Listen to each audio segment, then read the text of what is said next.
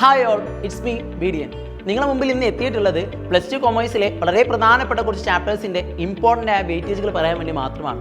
നമുക്കിപ്പം എക്സാം സമയമൊക്കെ ആയിട്ടുണ്ട്. ഫെബ്രുവരി മാസം എത്തിയിട്ടുണ്ട് അല്ലേ? നമുക്ക് മാർച്ചിലാണ് എക്സാം സ്റ്റാർട്ട് ചെയ്യുന്നത്. അപ്പം ഈ മാർച്ച് മാസത്തിലേക്ക് ഇനി വളരെ കുറഞ്ഞ ദിവസങ്ങൾ, വളരെ 28 ദിവസങ്ങൾ കൂടെ നമുക്കിനി ബാക്കിയുള്ളൂ. ഓക്കെ, അപ്പം ഈ ദിവസത്തിനുള്ളിൽ ഓരോ ചാപ്റ്റേഴ്സിലും +2 കൊമേഴ്സ് അക്കൗണ്ടൻസിയിൽ എങ്ങനെയാണ് ടൈം സ്പെൻഡ് ചെയ്യേണ്ടത്, ഓരോ ചാപ്റ്ററിനും എത്ര സമയം മാറ്റി വെക്കണം എന്നുള്ള കാര്യങ്ങളൊക്കെ നിങ്ങളുമായിട്ട് പറയാൻ വേണ്ടി ഞാൻ നിങ്ങൾ എത്തിയിട്ടുള്ളത്. ഓക്കെ, സോ നമ്മുടെ ഒന്നാമത്തെ ചാപ്റ്റർ ആയിട്ടുള്ള basic concept. Okay, first chapter basic കോൺസെപ്റ്റിന് എക്സാമിന് 8 മാർക്കിനായിരിക്കും ചോദ്യങ്ങൾ ഉണ്ടാവാം. ഓക്കെ അല്ലേ? സോ നമ്മൾ ടൈം മാറ്റി വെക്കുന്ന സമയത്ത് എന്ത് ചെയ്യുക, ആ 8 മാർക്കിനുള്ള കാര്യങ്ങൾ മാത്രം ആ ഒരു ചാപ്റ്ററിൽ നിന്നും പിക്ക് ചെയ്യാൻ വേണ്ടി ശ്രമിക്കുക. ഓക്കെ, സെക്കൻഡ് ചാപ്റ്റർ വളരെ ഇമ്പോർട്ടൻ്റ് ആയിട്ടുള്ള ഏറ്റവും കൂടുതൽ എക്സാമിന് മാർക്കുകൾ ചോദിക്കുന്ന അഡ്മിഷൻ എന്ന് പറഞ്ഞ ചാപ്റ്റർ 13 മാർക്കിനാണ് ക്വസ്റ്റ്യൻ ചോദിക്കുക. ക്ലിയർ? ചാപ്റ്റർ വെയിറ്റ് എത്രയാണ്?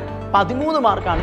സോ ഈ ചാപ്റ്ററിൽ നമുക്ക് എസ്സേക്കും ഒരു ക്വസ്റ്റ്യൻ പ്രതീക്ഷിക്കാം. സോ സ്റ്റുഡൻസ് അത് എന്ത് ചെയ്യുക, നിങ്ങൾ പ്രിപ്പയർ ചെയ്യുന്ന സമയത്ത് ആ ഒരു എസ്സേ ക്വസ്റ്റ്യൻ നിർബന്ധമായിട്ട് നോക്കി വെക്കുക.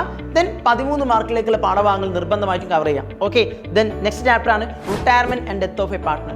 ഈ ചാപ്റ്ററിനും എഗെയിൻ 8 മാർക്കിന്റെ ക്വസ്റ്റ്യൻസ് ആയിരിക്കും പ്രതീക്ഷിക്കേണ്ടത്. സോ എന്ത് ചെയ്യുക, പഠിക്കുന്ന സമയത്ത് 8 മാർക്കിന്റെ കാര്യങ്ങളൊക്കെ ഒന്ന് ശ്രദ്ധിച്ചു വെച്ചേക്കാം. ലാസ്റ്റ് ആൻഡ് ഫൈനലി ഡിസൊല്യൂഷൻ ആണ്.